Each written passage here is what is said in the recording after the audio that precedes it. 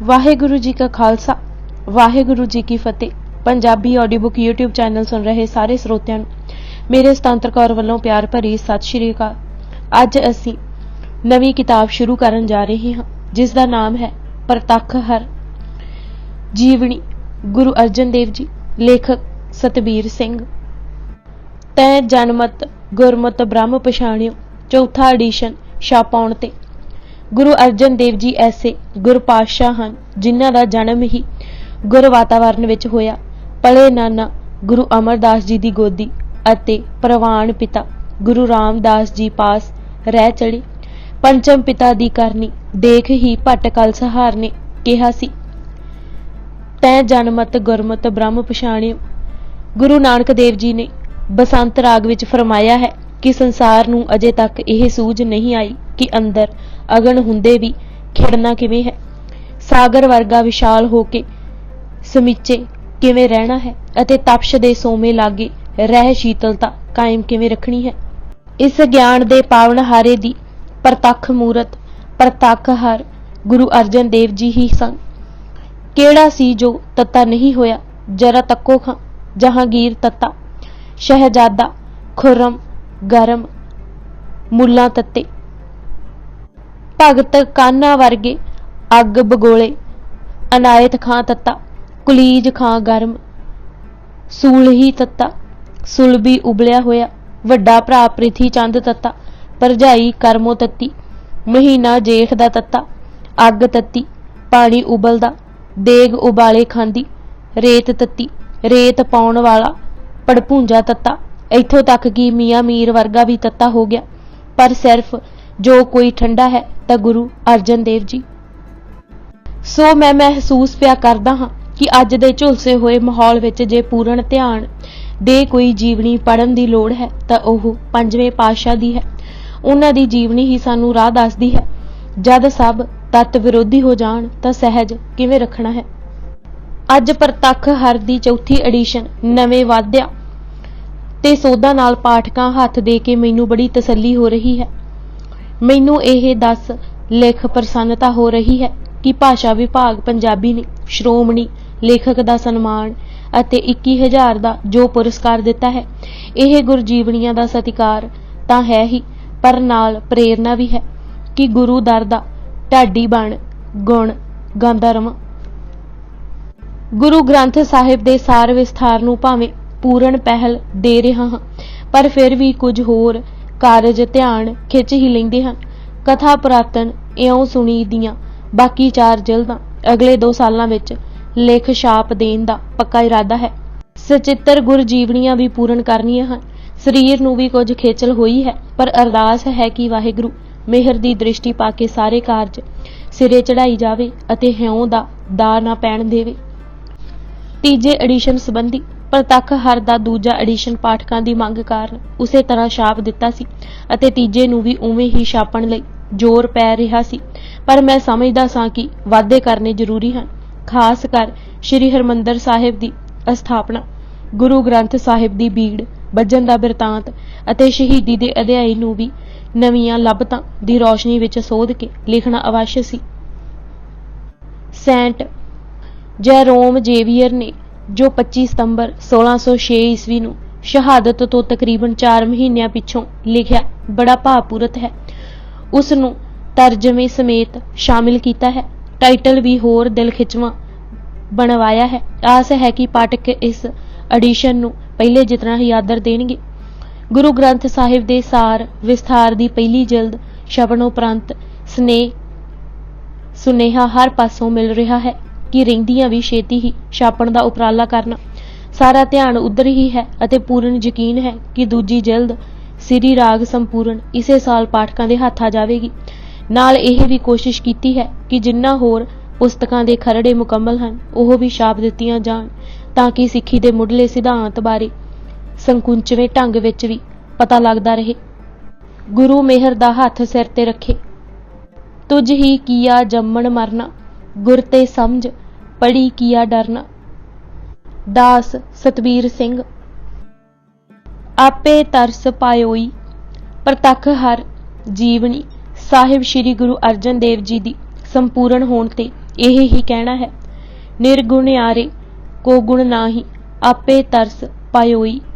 ਤਰਸ ਪਿਆ ਮਹਿਰਾਮਤ ਹੋਈ ਅਤੇ ਪੰਚਮ ਪਿਤਾ ਦੀ ਸਾਖੀ ਮੁਕੰਮਲ ਹੋਈ। ਜੀਵਨੀ ਲਿਖਦਿਆਂ ਆਖਣ ਵਾਲਾ ਕਿਆ ਵਿਚਾਰਾ, ਸਿਫਤੀ ਭਰੇ ਤੇਰੇ ਭੰਡਾਰਾ ਦੀਆਂ ਤੁਕਾਂ ਹੀ ਮੁੜ ਮੁੜ ਸਾਹਮਣੇ ਆਉਂਦੀਆਂ ਰਹੀਆਂ। ਕਵੀ ਭਾਈ ਸੰਤੋਖ ਸਿੰਘ ਜੀ ਨੇ ਇੱਕ ਥਾਵੇਂ ਲਿਖਿਆ ਹੈ ਕਿ ਐਸਾ ਅਚਰਜ ਰੂਪ ਧਾਰ ਕੇ ਗੁਰੂ ਅਰਜਨ ਦੇਵ ਜੀ ਜਗਤ ਵਿੱਚ ਆ ਕੇ ਪ੍ਰਕਾਸ਼ ਦੇ ਰਹੇ ਹਨ ਕਿ ਪ੍ਰਮਾਣ ਨਹੀਂ ਜਾਣਿਆ ਜਾ ਸਕਦਾ ਕਿ ਆਪ ਦੇ ਪ੍ਰਕਾਸ਼ ਦਾ ਕਿਤਨਾ ਕੁ ਵਿਸਥਾਰ ਹੈ। ਅਰਜ ਨ ਜਾਣਿਓ ਜਾਏ ਕੇਤੋ ਹੈ ਬਿਥਾਰ ਤੇਰੋ, ਐਸਾ ਰੂਪ ਧਰ ਆਏ ਰਾਜੇ ਗੁਰ ਅਰਜਨ। ਜਿਉਂ-ਜਿਉਂ ਮੈਂ ਗੁਰ ਇਤਿਹਾਸ, ਗੁਰ ਜੀਵਨੀਆਂ ਅਤੇ ਗੁਰ ਗਾਥਾ ਲਿਖ ਰਿਹਾ ਹਾਂ, ਇਹ ਖਿਆਲ ਪਰਪੱਕ ਹੋਈ ਜਾ ਰਿਹਾ ਹੈ ਕਿ ਗੁਰ ਸਾਖੀ ਦੇ ਚਾਨਣ ਬਿਨਾਂ ਰਾਹ ਸੁਖਾਲਾ ਨਹੀਂ ਹੁੰਦਾ। ਮਹਿਲੇ ਪੰਜਵੇਂ ਦੀ ਹੀ ਤੁਕ ਹੈ, ਗੁਰ ਸਾਖੀ ਕਾ ਉਜਿਆਰਾ ਤਾਂ ਮਿਟਿਆ ਸਗਲ ਅੰਧਾਰਾ। ਕਿਤਨੀਆਂ ਹੀ ਗੁੰਝਲਾਂ ਰਾਮਜਾ ਗੁਰੂ ਦੇ ਬਚਨ ਖੋਲ ਦਿੰਦੇ ਹਨ ਅਤੇ ਕਿਤਨੀਆਂ ਹੀ ਅਟਕਾਂ ਹਟ ਜਾਂਦੀਆਂ ਹਨ। ਇੱਕ ਉਦਾਹਰਣ ਇੱਥੇ ਦੇਣੀ ਚੋਖੀ ਉਚਿਤ ਰਹੇਗੀ। ਗੁਰੂ ਅਰਜਨ ਜੀ ਕੋਲੋਂ ਭਾਈ ਜੋਧਾ ਨਾਮ ਦੇ ਇੱਕ ਸਿੱਖ ਨੇ ਪੁੱਛਿਆ ਕਿ ਬਾਣੀ ਪੜ੍ਹਦਿਆਂ ਮਨ ਨਹੀਂ ਠਹਿਰਦਾ, ਇਹ ਚਿੰਤਾ ਖਾਈ ਜਾਂਦੀ ਹੈ। ਮਹਾਰਾਜ ਨੇ ਬਚਨ ਕੀਤਾ, ਅੱਗੇ ਤਾਂ ਤੁਸੀਂ ਮਨ ਦੇ ਸੁਭਾਅ ਨੂੰ ਨਹੀਂ ਸੀ ਜਾਣਦੇ, ਹੁਣ ਤਾਂ ਵਾਕਿਫ ਹੋ ਗਏ ਹੋ। ਜਦ ਜਾਣ ਗਏ ਕਿ ਮਨ ਨਹੀਂ ਠਹਿਰਦਾ ਤਾਂ ਉਪਰਾਲਾ ਵੀ ਕਰੋਗੇ। ਪਈ ਪੀੜੀ ਗੰਢ ਇੱਕ ਬਚਨ ਨਾਲ ਹੀ ਖੋਲ ਦਿੱਤੀ। ਸ਼ਹਾਦਤ ਲਿਖਣ ਵੇਲੇ ਹਰ ਲੱਭਤ ਲਿਖਤ ਅਤੇ ਸਰੋਤੇ ਨੂੰ ਵਾਚ ਕੇ ਹੀ ਨਿਰਣੇ ਲਏ ਹਨ। ਮੈਨੂੰ ਵਿਸ਼ਵਾਸ ਹੈ ਕਿ ਪਾਠਕ ਇਸ ਪੁਸਤਕ ਨੂੰ ਵੀ ਪਹਿਲੀਆਂ ਵਾਂਗ ਹੀ ਪਿਆਰ ਦੇਣਗੇ। ਪਰਬਤ ਮਹਿਰਾਣ ਜੀਵਨੀ ਗੁਰੂ ਅਮਰਦਾਸ ਜੀ ਵੀ ਤਿਆਰ ਹੈ ਅਤੇ ਉਸ ਨੂੰ ਛਾਪ ਕੇ ਤੀਜੇ ਪਾਤਸ਼ਾਹ ਦੇ 500 ਸਾਲਾ ਪ੍ਰਕਾਸ਼ ਉਤਸਵ ਤੋਂ ਪਹਿਲਾਂ ਹੀ ਭੇਟ ਕਰਕੇ ਪਾਠਕਾਂ ਦੀ ਖੁਸ਼ੀ ਲਵਾਂਗਾ। Sardar Inderjit Singh chairman Punjab and Sind Bank ਇਹਨਾਂ ਜੀਵਨੀਆਂ ਦੇ ਕਾਰਜ ਨੂੰ ਛੇਤੀ ਮੁਕਾਉਣ ਦੀ ਸਦਾ ਪ੍ਰੇਰਨਾ ਦਿੰਦੇ ਰਹਿੰਦੇ ਹਨ ਤਾਂ ਕਿ ਗੁਰੂ ਗ੍ਰੰਥ ਸਾਹਿਬ ਦੇ ਸਾਰ ਵਿਸਥਾਰ ਦਾ ਕਾਰਜ ਹੱਥੀਂ ਲੈ ਕੇ ਨੇਪਰੇ ਚੜਾ ਸਕਾਂ। ਕਿਰਤ ਸੁਤੰਤਰ ਹੋਈ ਹੈ। ਪੂਰਨ ਆਸ ਹੈ ਕਿ ਅਗਲੇ 2 ਸਾਲਾਂ ਵਿੱਚ 10 ਗੁਰੂ ਸਾਹਿਬਾਨ ਦੀਆਂ ਪਾਵਨ ਜੀਵਨੀਆਂ ਛਪ ਕੇ ਤਿਆਰ ਹੋ ਜਾਣਗੀਆਂ। 6 ਛਪ ਕੇ ਪਾਠਕਾਂ ਹੱਥੀਂ ਪੁੱਜ ਚੁੱਕੀਆਂ ਹਨ।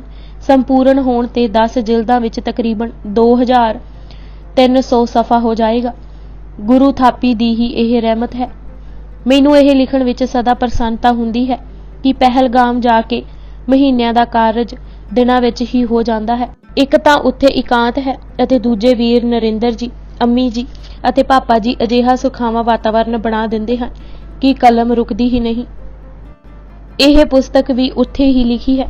ਸਰਦਾਰ ਮਹਿਤਾਬ ਸਿੰਘ ਭਾਵੇਂ ਸੁਘੜ, ਸੁਚੱਜੇ ਅਤੇ ਜਵਾਨੀਆਂ ਮਾਣ ਦੇ ਬੇਟੇ ਸਰਦਾਰ ਹਰਜੀਤ ਸਿੰਘ ਦੇ ਕਾਰ ਹਾਦਸੇ ਵਿੱਚ ਅਚਾਨਕ ਅਕਾਲ ਚਲਾਣੇ ਨਾਲ ਅਸਹਿ ਸੱਟ ਵੱਜੀ ਹੈ, ਪਰ ਉਹਨਾਂ ਨੇ ਭਾਣੇ ਨੂੰ ਮਿੱਠਾ ਕਰ ਜਾਣ ਹੌਸਲਾ ਰੱਖਿਆ।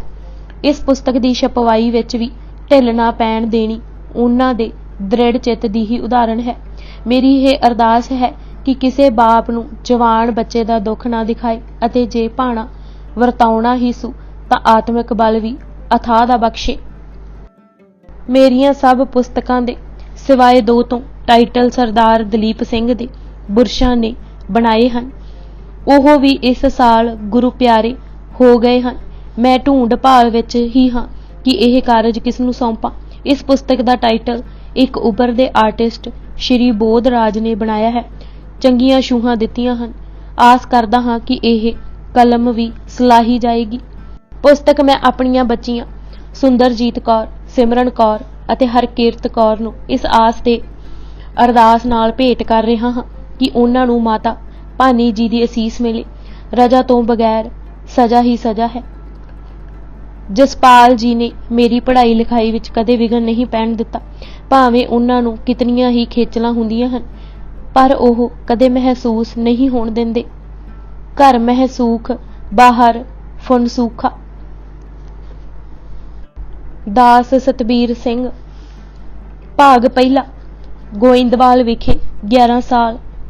ਗੁਰੂ ਅਰਜਨ ਦੇਵ ਜੀ ਦਾ ਪ੍ਰਕਾਸ਼ ਗੋਇੰਦਵਾਲ ਵਿਖੇ ਮਾਤਾ ਭਾਨੀ ਜੀ ਦੀ ਕੁੱਖੋਂ ਗੁਰੂ ਰਾਮਦਾਸ ਜੀ ਦੇ ਘਰ 15 ਅਪ੍ਰੈਲ 1563 ਈਸਵੀ ਨੂੰ ਹੋਇਆ। ਉਸ ਸਮੇਂ ਗੁਰਗੱਦੀ ਤੇ गुरु अमरदास जी विराजमान सन। गुरु अमरदास जी रिश्ते विच गुरु अर्जन देव जी दे नाने लगदे सन। अपनी पुत्री भानी जी दे घर तीजे पुत्र दा जन्म सुण के बच्ची दे गृह विखे नव जन्मे बालक नूं असीस देण लई गए। बच्चे नूं कुछड़ लैंदे ही तीजे पातशाह ने फरमाया, यह भारी पुरख होवेगा। बंसावली नामा किरत भाई केसर सिंह छिबड़ अनुसार भारी पुरख दा बचन सी कीता अते यह भी लिखिया मिलदा है कि नानक जी को लगे प्यारा। बाबा मोहन जी वड्डे मामा जी सन अते विरकत सुभाव दे सन। इस बालक नूं बहुत चाहुंदे सन। पिछों जद गुरु अर्जन देव जी ने सुरत संभाली तां ओह भी बाबा मोहन जी दा दिलों सत्कार अते हित करदे सन। संत ते साध दे सारे गुण बाबा मोहन जी विच वेख रहे सन। बंसावली नामा दे ही शब्दां विच गुरु अर्जन जी दा मोहन नाल वड्डा सी प्यार, पुत्र मामे दा लगे भाई साध संत दा हितकार। गुरु अर्जन देव जी दे दो वड्डे भरा बाबा प्रिथी चंद जी अते बाबा महादेव जी सन। प्रिथी चंद जी दा जन्म सन 1557 ईस्वी नूं अते महादेव जी दा 1560 ईस्वी नूं गोइंदवाल विखे ही होया सी। प्रिथी चंद जी इस हिसाब नाल गुरु अर्जन देव जी तो 6 साल वड्डे सन। प्रिथी चंद जी दे सुभाਅ बारे लिखिया है कि वह बचपन तो ही सेवा विच लग गए सन, पर जद गुरु रामदास जी ने गुरगद्दी दी जिम्मेवारी संभाली तां उन्हां सेवा नाल बंदोबस्त भी संभालना आरंभ कर दिता सी। ओह गुरगद्दी नूं जिम्मेवारी नालों ऐश्वर्या दी शै जानन लग पए सन। महादेव जी दुनिया नूं बंधन अते सेवा नूं गैर जरूरी समझदे सन। सारी उम्र आप जी ने शादी ना कीती, सो यह कोई अचरज वाली गल नहीं सी कि ओह अमरदास जी इस अपने दोते नूं बाणी का बोहिता कह के पुकारदे होण।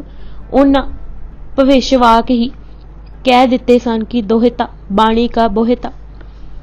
मकालफ दा कहना है कि उन्हां पानी दा बोहिता कहा, जिस दा भाव सी कि भवसागर तो पार उतरन लई इन्हां दी करनी जहाज होवेगी। बंसावली नामा ने भी यह लिखिया है कि जद प्रिथी चंद नूं अपणियां करतूतां कर गुरगद्दी ना मिली तां ओह बहुत झगड़े। गुरु रामदास जी ने कहा कि झगड़न दा कोई लाभ नहीं। गुरु अर्जन नूं थापी मेरे नालों भी पहलां गुरु अमरदास जी लगा गए सन। प्रिथी चंद नूं चौथे पातशाह समझा रहे सन, जो बचन वड्डियां दा मन्ने तिने ही जीता। अर्जन है निकड़ा मैं भी जाना, तू है वड्डा बुद्धिवान सियाणा। इस नूं मैं नहीं दिती गुरियाई, यह थापी इस नूं नाने है लाई। भाई संतोख सिंह जी लिखते हैं कि गुरु अर्जन देव जी दा आउणा माया मद विच ग्रसियां नूं उखेड़ धर्म वाल लगाउणा सी। गुरु अर्जन देव जी मनुख कुल विच चंद्रमा वत प्रकाशमान हन, जिन्हां दे वाक चंदन वर्गे ठंडे अते मोह ग्रसियां लई मुक्ति दे दाते हन। श्री सतगुर अर्जन कुल चंदा चंदन सम बर सीत मुकंदा। गुरु जी आत्म आनंद दे मेघ हन, मोह नूं कट्टण वाले हन अते समूह सुखां दे दाते हन। कद अनंत बिमोह निकंद, कंदल सुखद तिन है पद बंद। गुरु अर्जन देव जी दी नुहार बारे कहा गया है कि आप जी दा मत्था चौड़ा अते नूरानी, नैन लिशकदे, बुल मोटे, पर जद कुछ बोलदे तां इंज प्रतीत हुंदा है कि अमृत झड़ रहा है। कद काठ चंगा वड्डा अते शरीर दे भारे सन। साखी भी आउंदी है कि छोटे ही सन कि एक बार गेंद उछल के उस कमरे विच जा पिया जिथे गुरु अमरदास जी विश्राम पए करदे सन। गेंद लैण लई जद रिड़दे रिड़दे उस कमरे विच पुजे तां गेंद नूं कमरे विच ना देख के जाता ने कि यह मंजे ते होवेगा। मंजा उच्चा ते आप निक्के, सो मंजे दे पावे नूं फड़ के ऐसा जोर दा हिलाया कि गुरु अमरदास जी दी जाग खुल गई अते सहज सुभाਅ गुरु जी ने वाक उचारिया, यह केड़ा वड्डा पुरख है भारी, जिस मंजी हिलाई साडी सारी। इतना बचन पए करदे सन कि माता भानी जी पुज गए अते कहन लगे, दोहता जे दोहता। तां आप जी ने दूजा बचन उचारिया, दोहता बाणी का बोहता, अते फिर चुक छाती नाल लगाए कहा, भारी गुरु जग में बिदते हैं, बाणी को बोहित बड़ हवे है। नाल ही फरमाया, होवोगे तुम गुर भारे। बीबी भानी गुरु अमरदास जी दी छोटी बच्ची सी। महान कोश के कहन मुताबिक आप जी का जन्म बासर के 21 माघ 1591 ਨੂੰ ਹੋਇਆ ਸੀ। ਲਤੀਫ ਦੇ ਲਿਖਣ ਅਨੁਸਾਰ ਉਹਨਾਂ ਦਾ ਨਾਂ ਮੋਹਣੀ ਸੀ, ਪਰ ਕਿਉਂਕਿ ਗੁਰੂ ਪਿਤਾ ਦੀ ਰਜਾ ਵਿੱਚ ਰਹਿ ਕੇ ਆਨੰਦ ਮਾਣਦੇ ਸਨ, ਸਾਰੇ ਭਾਨੀ ਕਹਿਣ ਲੱਗ ਪਏ ਸਨ। ਵੱਡੇ ਭੈਣ ਦਾ ਨਾਂ ਦਾਨੀ ਸੀ। ਮਹਿਮਾ ਪ੍ਰਕਾਸ਼ ਦਾ ਕਹਿਣਾ ਹੈ ਕਿ ਬੀਬੀ ਭਾਨੀ ਜੀ ਅੰਮ੍ਰਿਤ ਵੇਲੇ ਉੱਠਦੇ, ਗੁਰੂ ਅਮਰਦਾਸ ਜੀ ਨੂੰ ਇਸ਼ਨਾਨ ਕਰਾਉਂਦੇ ਅਤੇ ਗੁਰੂ ਪਿਤਾ ਦੇ ਸੁੱਖ ਦਾ हर समय ख्याल रखते। जब पहर रात रहे अमृत वेला, गुर करे इशनान भगत सुख केला। तिसी समय बीबी जी दर्शन करे, गुर की भगत सद हिरदे धरे। उन्हां दी सेवा तो ही खुश हो के गुरु अमरदास जी ने अपनी उम्र के 7 साल गुरु रामदास जी नूं दिते सन। साखी आउंदी है कि सवेर सार ही गुरु अमरदास जी अपने विश्राम स्थान तो विहड़े विच आए, जिथे ननाण भरजाई बीबी भानी जी अते बीबी आत्मा देवी काम काज विच लगे हुए सन। गुरु अमरदास जी ने बच्ची नूं आवाज दे कहा, धीए भानीए, जे साईं दी रजा वरते रामदास गुजर जाए तां सच दसी, बेटा तू की करे। सूरज प्रकाश के शब्दां विच, रामदास अब तन पर हरे, कह पुत्री क्या तब तू करे। यह सुनदे सार बीबी जी ने सिर झुका दिता ते कोई किंतु ना कीता। तो उस समय गुरुदाते ने फरमाया, आपन आरबला अब मैं देमो। गुरु अमरदास जी ज्योति जोत समा गए अते अपनी आयु दे 6 साल 11 महीने 17 दिन गुरु रामदास जी नूं दे गए। बीबी भानी जी दे निश्चय दी ही यह जित सी। ओह केड़ी करामात है जो रजा नहीं कर सकदी। भानी जी ने सिर दे साईं लई 7 साल लए जरूर, पर 7 शहीदियां अपने परिवार विच लईआं। गुरु रामदास जी ने इसे लई इशारा कीता सी, होरस अजर ना जरिया जावे। पहलां अपने जिगर दे टोटे नूं इस भाणे दी वैदी प्रवान चढ़ाया, फिर गुरु तेग बहादुर, गुरु गोबिंद सिंह अते उन्हां दे चारे साहिबजादे धर्म हेत भेट कीते। लोकी पुछदे हन कि गुरु अर्जन देव जी इतनियां औंकड़ां, दुखां, हमलियां अते शहीदी वेले भी तेरा किया मीठा लागे ही क्यों बोलते रहे। उन्हां पुछां दा उत्तर सिर्फ इतना है कि ओह भानी दे जाए सन। भाणे नूं मीठा करके मनना उन्हां दे अंग अंग विच समाया होया सी। गुरु अमरदास जी ने यह हुक्म भी कीता सी, तुम कुख जो अवतार सब जगत तारनहार। बीबी भानी जो असीस गुरु अर्जन नूं देंदे सन, साडी खुशकिस्मती नूं पिछों गुरु अर्जन जी ने बाणी स्वरूप विच दर्ज कर दित्ती। माता भानी जी असीस देंदे हन, हे पुत्र, तैनू मां दी यह असीस है कि तैनू परमात्मा अख झमकण जितने समय ਲਈ भी ना भुले। तू सदा जग दे मालक दा नाम जपदा रहे। पूता माता की असीस निमख न बिसरियो, तुमको हर हर सदा भाजो जगदीश रहाओ। फिर फरमाया, सतगुर तुमको होए दयाला, संत संग तेरी प्रीत, कापड़ पत्त परमेश्वर राखी, भोजन कीर्तन नित। भाव सतगुर तेरे उत्ते दयावान रहे, गुरु नाल प्यार होवे। जिवें कपड़ा मनुख दा पड़दा ढकदा है, तिवें परमात्मा तेरी इज्जत रखे, सदा कीर्तन ही तेरी आत्मा दी खुराक होवे। फिर होर असीस दिंदे कहा, बेटा नाम जो जीवन देंदा है ओह सदा पींदा रवे। आत्मिक खुशियां दे भंडार कोल होण नाल सभे आसां पूरीआं रहिंदियां हन। आत्मिक आनंद कोल रहण नाल चिंता कदे भी जोर नहीं पा सकदी। अमृत पीहो सदा चिर जीवो, हर सिमरत आनंद अनंता, रंग तमाशा पूरन आसा, कब है ना व्यापे चिंता। यह दिती हुई असीस नूं पढ़ के यह स्पष्ट हो जाता है कि गुरु अर्जन देव जी का जीवन किवें सवारिया ढालिया जा रहा सी। ओह नाम दी मूरत, रजा दी सूरत, कीर्तन दे भंडार, बाणी दे बोहित, सदा आत्मिक आनंद विच अते उस खेड़े विच रहे जिस नूं अविनाशी खेम कहा जाता है। माता भानी जी जे रजा दी मूरत सन तां गुरु रामदास जी निमरता दे पुंज सन। रिश्ते विच आप गुरु अमरदास जी दे दमाद सन, पर रिश्ते विच जवाई हुंदियां आप जी ने लगातार 27 वरे जो गुरु घर संगतां बौली साहिब अते होर सेवा कीती। उस तो प्रगट हुंदा है कि दुनियावी संबंधां नूं गुरु जी ने रिश्ते सावें कोई थां नहीं सी दित्ती। क्या सोहना लिखिया है बंसावली नामा वाले ने की। साक न जाता हिरदे रखिया सेवकी भाव, चंचलाई चतराई न खेडण हसन दा चाओ। प्रीत चरना दी सेवकी रखी, बिन सतगुर होर न देखना अखी। बरस 28 सेवकी कीती सोहरे न जाते। जद किसे शरीक ने आके कुछ कहा तो आप जी ने मूँह तोड़ जवाब दिता कि ओह की जाणदे हन सिੱਖੀ रिश्ते नूं। पिता दी कमाई बेटे गुरु अर्जन देव जी दे सामने सी। भट्टा ने गुरु अर्जन देव जी दी उपमा विच उचारिया है, तै जनमत गुरमत ब्रह्म पछाणियो। यह निरा उपमा वाक नहीं, इतिहासिक सच्चाई है।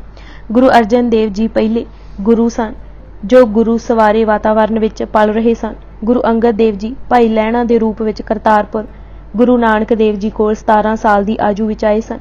पहलां ओह देवी पूज सन, जगराते करांदे अते जागे रखते सन। गुरु नानक देव जी की चरण छोह पा के पहलां अंगे गए अते फिर अंगे खुद गुरु अंगद साहिब बने। इस तरह गुरु अमरदास जी 62 साल की उम्र विच खडूर साहिब गुरु अंगद देव जी कोल आए सन। जवानी दे पिछों दे कई साल तीर्थां दे इशनान अते कर्म कांडा करदियां ही गुजार दिते। खडूर साहिब एक ऐसी घाल घली की गुरगद्दी की जिम्मेवारी उन्हां नूं प्राप्त हुई। उस समय उन्हां दी उम्र 74 कुछ सालां दी सी। गुरु रामदास जी गोइंदवाल 11 साल की उम्र विच आए सन अते नदर कर्म बहुत पिछों जाके होई सी। निरोल गुरु अर्जन देव जी ही सन जिन्हां नूं जन्म तो ही गुरु नाना गुरु अमरदास जी की गोद प्राप्त सी। एक तां गोइंदवाल उंज ही गोबिंदपुरी सम सी, दूजे सेवा दा ऐसा महान कुंभ लगा रहिंदा सी कि आईयां संगतां जन्म जन्म दी लगी मैल कट जांदियां सन। इसे तरह अर्जन देव जी असीसां ते वर प्राप्त कर रहे सन। एक होर ऐसी साखी भी आउंदी है कि एक बार रिड़दे बालक गुरु अर्जन लंगर विच आ गए। गुरु अमरदास जी नूं प्रसाद छकदे वेख उन्हां पास पुजे अते अपने निक्के निक्के हत्थां नाल एक थां ते पिया ओगरा उरां परां खिलारन लग पई। सेवादारां ने वेखदे सार बालक अर्जन नूं उठा लिया अते बाहर बरांडे विच छड्ड आया। थोड़ी देर बाद ही गुरु अर्जन देव फिर उसे थां लंगर विच आ गए अते होर लिआंदे थाल विच पए प्रसाद नूं खलेरन लग पए। हुण जद सेवादार बालक अर्जन नूं उठा के लै जाण लगा तां गुरु अमरदास ने आप नूं अपनी गोद विच बिठा लिया ते बचन कीता, ठहर रोए थाल दिया मालका। यह सारी साखी अते बचन गुरु अर्जन देव जी दे सुभाਅ कर्म दरड़ा रहे सन। थाल विच पई हुई वस्तु एक लई नहीं सबना लई है। यह गुण नूं देख के भट्टा ने उचारिया सी, जग तारन को अवतार बनायो। आपने जद जगत उधार लई एक थाल गुरु ग्रंथ साहिब दे रूप विच परोस के लुकाई सामने रखिया तां उसदा धुरा भी सबस उधारो सी। गुरमुखी अखर गुरु अर्जन देव जी ने अपने नाने गुरु अमरदास जी कोलों सीखे। देख रेख बाबा बुढ़ा जी दी सी। मोरी जी ने गणित अते होर विद्या सिखाई। आप जी दे सहपाठी भाई गुरदास जी अते भाई सावण मल सन। देवनागरी पिंड दी 4 साल तो पांदे पासों सीखी। फारसी अखर पिंड दे मकतब विचों सीखे। संस्कृत दा ज्ञान पंडित बेणी पासों प्राप्त कीता। यह ओहो ही बेणी है जिस नूं पहिलां विद्या दा बहुत हंकार सी, पर गुरु अमरदास जी दे चरनां विच आउण नाल गुरसिख होया। बाबा मोहन जी ने इन्हां नूं ध्यान जोड़न दी विधि बचपन विच ही सिखला दित्ती सी। दुनियावी अते परमार्थ ज्ञान उन्हां छोटी उम्रे ही प्राप्त कर लिया। कीर्तन गुरु अर्जन देव जी आपे करन लग पए सन। सरमाया ईशरत दे लिखारी ने लिखिया है कि गुरु अर्जन देव जी सरिंदा बहुत सुंदर वजाउंदे सन। रागां दे कितने माहिर सन, यह गुरु ग्रंथ साहिब विच वरते रागां दे वख-वख भेदां तो जाणिया जा सकदा है। गुरु अर्जन देव दा सुखमणी साहिब विच बहुत शास्त्र, बहुत समृति, पेखे सरब ढंढोल दा वर्णन करना अते होर थावां ते कीए कर्म अनेका दा संकेत देना, कतेब कुरान दा सार कुछ कुतुकां विच ही दे देना प्रगट करन लई काफ़ी है कि ओह हर विद्या ते पूरा काबू पा चुके सन। वख-वख बोलियां नूं उसे मुहावरे लई वरतना भी प्रगटाउंदा है कि भाषावां दे अंतरीव भाव नूं जाण गए सन। आप जी एक निपुण चित्रकार भी सन। लाहौर तो जद आप जी ने गुरपिता नूं पाती लिखी सी कि केवल कागज ते ਪਪੀਹੇ ਦੀ ਮੂਰਤ ਬਣਾ ਕੇ ਭੇਜੀ ਸੀ। ਇੱਧਰੋਂ ਗੁਰੂ ਰਾਮਦਾਸ ਜੀ ਨੇ ਮੇਘਲਾ ਦਾ ਚਿੱਤਰ ਬਣਾ ਕੇ ਭੇਜਿਆ ਸੀ, ਜੋ ਇਸ ਗੱਲ ਦਾ ਪ੍ਰਗਟਾਵਾ ਕਰ ਰਿਹਾ ਸੀ ਕਿ ਮੇਘ ਦੇ ਵਰਨ ਨਾਲ ਹੀ ਪਪੀਹੇ ਨੂੰ ਸਵਾਂਤ ਬੂੰਦ ਮਿਲੇਗੀ।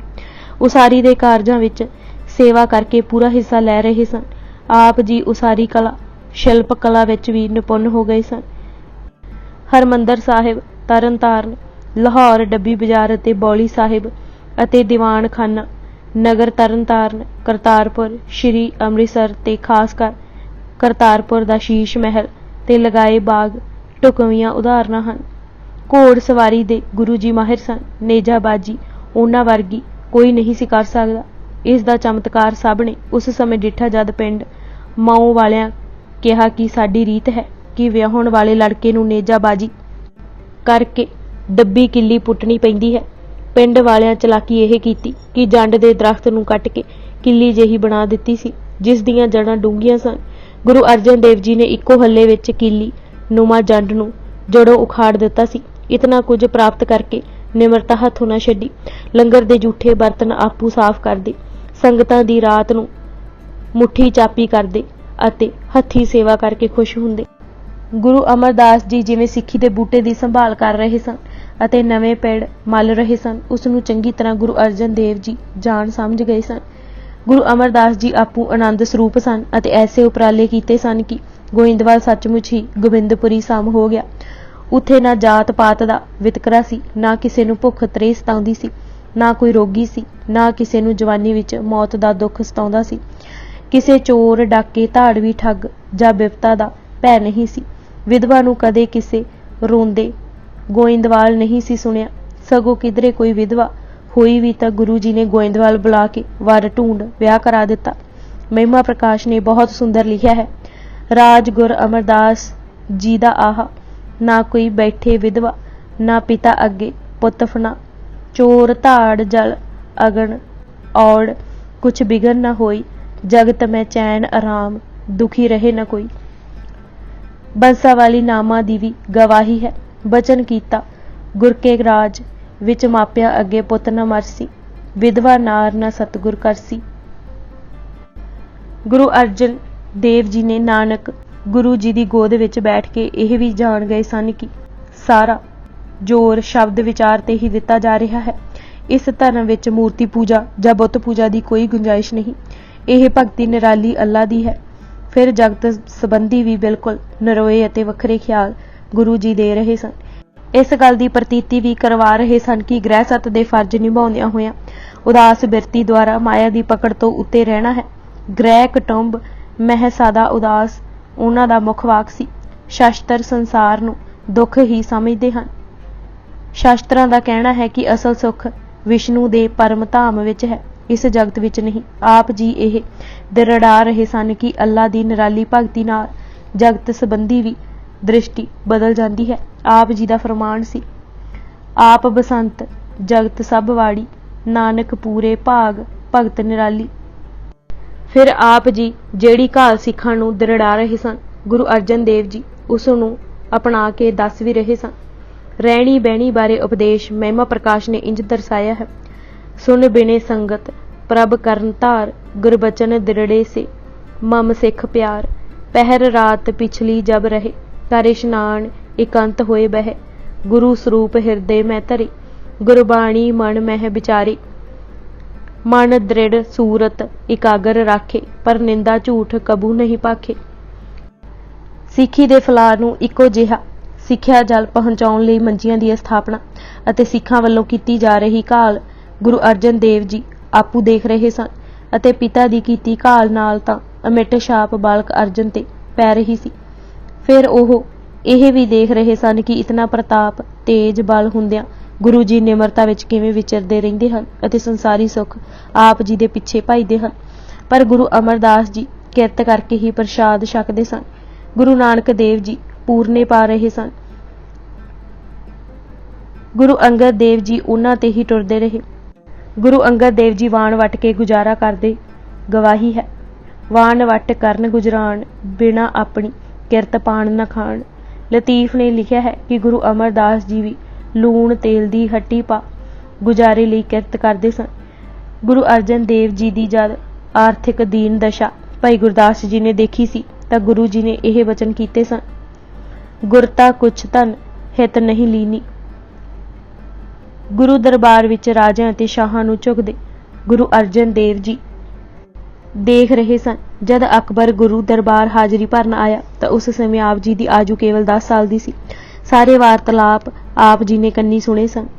ਜਦ ਅਕਬਰ ਨੇ ਕਿਹਾ ਸੀ, ਫਕੀਰ ਸਾਈਂ ਕੁਛ ਕਹਿ ਫਰਮਾਇਆ, ਤਾਂ ਆਪ ਜੀ ਨੇ ਬਚਨ ਕੀਤਾ, ਚਾਹ ਕੁਛ ਨਹੀਂ ਹਮਾਰੇ। ਇਹ ਗੁਰੂ ਅਰਜਨ ਦੇ ਭਾਵਕ ਬਾਲਕ ਮਨ ਤੇ ਉਕਰਿਆ ਜਾ ਰਿਹਾ ਸੀ ਕਿ ਜਿਸ ਨੇ ਵੀ ਇਹ ਗੁਰਗੱਦੀ ਦੀ ਜ਼ਿੰਮੇਵਾਰੀ ਉਠਾਉਣੀ ਹੈ ਉਸ ਨੂੰ ਦੁਨੀਆ ਤੋਂ ਬੇਮੁਹਤਾਜ ਹੋਣਾ ਪੈਣਾ ਹੈ। ਕਨਿੰਗਮ ਦਾ ਕਹਿਣਾ ਹੈ ਕਿ ਗੁਰੂ ਅਮਰਦਾਸ ਜੀ ਨੂੰ ਵੀ ਸ਼ੀਲ ਅਕਬਰ ਵਿੱਚ ਇੱਕ ਸੁਰਤ ਵਾਲੇ ਸਰੋਤੇ ਦੀ ਝਾਤ ਪਈ ਸੀ। ਬੌਲੀ ਸਾਜ ਜਿਵੇਂ ਜਾਤ ਪਾਤ ਜੜੋਂ ਹੀ ਉਖੇੜ ਦਿੱਤੀ ਸੀ, ਉਸ ਦਾ ਪ੍ਰਭਾਵ ਵੀ ਅਮਿੱਟ ਸੀ। ਫਿਰ ਜਿਸ ਸਹਿਜ ਭੰਗੂੜੇ ਝੂਲ ਗੁਰੂ ਅਮਰਦਾਸ ਜੀ ਜੋਤੀ ਜੋਤ ਸਮਾਏ ਸਨ, ਉਸ ਦਾ ਦ੍ਰਿਸ਼ ਅੱਖਾਂ ਸਾਹਮਣੇ ਰਿਹਾ। ਗੁਰੂ ਅਮਰਦਾਸ ਜੀ ਦਾ ਅੰਤਿਮ ਉਪਦੇਸ਼, ਮਤ ਮੈਂ ਪੀਛੇ ਕੋਈ ਰੋਵ ਸੀ, ਸੋ ਮੈਂ ਮੂਲ ਨਾ ਪਾਇਆ, ਅਤੇ ਮੈਂ ਪੀਛੇ ਕੀਰਤਨ ਕਰੇ ਹੋ ਨਿਰਵਾਣ ਜੀਓ, ਗੁਰੂ ਅਰਜਨ ਦੇਵ ਜੀ ਨੂੰ ਕਦੇ ਨਾ ਭੁੱਲੇ। ਗਿਆਨੀ ਗਿਆਨ ਸਿੰਘ ਜੀ ਨੇ ਇਹਨਾਂ 11 ਸਾਲਾਂ ਦੇ ਪ੍ਰਭਾਵ ਬਾਰੇ ਲਿਖਿਆ ਹੈ ਕਿ ਗੁਰੂ ਅਰਜਨ ਦੇਵ ਜੀ ਇਸ ਵਾਤਾਵਰਨ ਵਿੱਚ ਰਹਿ, ਗੁਰੂ ਗੋਦ ਵਿੱਚ ਪਲ, ਇੱਕ ਧੀਰ ਜੀ, ਦੂਰ ਅੰਦੇਸ਼ੀ, ਸਤੋਗੁਣੀ ਅਤੇ ਸਰਬ ਪ੍ਰਕਾਰ ਈਸ਼ਵਰੀ ਬੁੱਧ ਵਾਲੇ ਪੁਰਸ਼ ਬਣ ਗਏ। ਉਹ ਜਾਣ ਗਏ ਸਨ ਕਿ ਗੁਰਗੱਦੀ ਕੁਝ ਗ੍ਰਹਿਣ ਕਰਨਾ ਨਹੀਂ ਸਗੋਂ ਦੇਣਾ ਹੈ। ਆਪਣੇ ਸੁੱਖਾਂ ਵਿੱਚੋਂ ਦਾਨ ਸੰਗਤਾਂ ਨੂੰ ਪ੍ਰਭੂ ਪ੍ਰੇਮ ਵਿੱਚ ਲਗਾ ਕੇ ਪਾਪਾਂ ਤੋਂ ਦੂਰ ਕਰਨਾ ਹੈ। ਗੁਰੂ ਅਮਰਦਾਸ ਜੀ ਨੇ ਆਪਣੇ ਹੱਥੀਂ ਗੁਰਗੱਦੀ ਦੀ ਜ਼ਿੰਮੇਵਾਰੀ ਗੁਰੂ ਰਾਮਦਾਸ ਜੀ ਨੂੰ 1 ਸਤੰਬਰ 1514 ਨੂੰ ਦਿੱਤੀ। ਬਾਬਾ ਮੋਹਨ ਜੀ ਕੁਝ ਰਿਸਾਏ ਪਿੱਛੋਂ ਚੁੱਪ ਕਰ ਗਏ ਅਤੇ ਇਕਾਂਤਵਾਸ ਹੋ ਗਏ। ਬਾਬਾ ਮੋਹਰੀ ਨੇ ਗੁਰੂ ਪਿਤਾ ਦੇ ਹੁਕਮ ਅੱਗੇ ਸਿਰ ਨਿਵਾਇਆ। ਪਹਿਲੇ ਗੁਰੂ ਸਾਹਿਬਾਨ ਵਾਂਗ ਹੀ ਜਿਵੇਂ ਗੁਰੂ ਨਾਨਕ ਦੇਵ ਜੀ ਨੇ ਗੁਰੂ ਅੰਗਦ ਦੇਵ ਜੀ ਨੂੰ ਖਡੂਰ ਵਸਣ ਤੇ ਵਸਾਉਣ, ਗੁਰੂ ਅੰਗਦ ਦੇਵ ਜੀ ਨੇ ਗੁਰੂ ਅਮਰਦਾਸ ਨੂੰ ਖਡੂਰ ਛੱਡ ਗੋਇੰਦਵਾਲ ਜੋਤ ਜਗਾਉਣ ਦਾ ਹੁਕਮ ਦਿੱਤਾ ਸੀ। ਇਸੇ ਤਰ੍ਹਾਂ ਗੁਰੂ ਅਮਰਦਾਸ ਜੀ ਨੇ ਸ਼ਹਿਰ ਅੰਮ੍ਰਿਤਸਰ ਕਰਨ ਦਾ ਹੁਕਮ ਦਿੱਤਾ। ਸੋ ਛੇਤੀ ਹੀ ਗੋਇੰਦਵਾਲ ਛੱਡ ਗੁਰੂ ਰਾਮਦਾਸ ਜੀ ਦੇ ਨਾਲ ਗੁਰੂ ਅਰਜਨ ਦੇਵ ਜੀ ਸ਼੍ਰੀ ਅੰਮ੍ਰਿਤਸਰ ਵਸਣ ਵਸਾਉਣ ਲਈ ਆ ਗਏ। ਅੱਜ ਅਸੀਂ ਪ੍ਰਤੱਖ ਹਰ ਜੀਵਨੀ ਗੁਰੂ ਅਰਜਨ ਦੇਵ ਜੀ ਕਿਤਾਬ ਦੇ 26 ਪੰਨੇ ਪੜ੍ਹ ਚੁੱਕੇ ਹਾਂ। ਬਾਕੀ ਦੀ ਕਿਤਾਬ ਅਸੀਂ ਅਗਲੇ ਭਾਗ ਵਿੱਚ ਪੜ੍ਹਾਂਗੇ। ਵਾਹਿਗੁਰੂ ਜੀ ਕਾ ਖਾਲਸਾ, ਵਾਹਿਗੁਰੂ ਜੀ ਕੀ ਫਤਿਹ।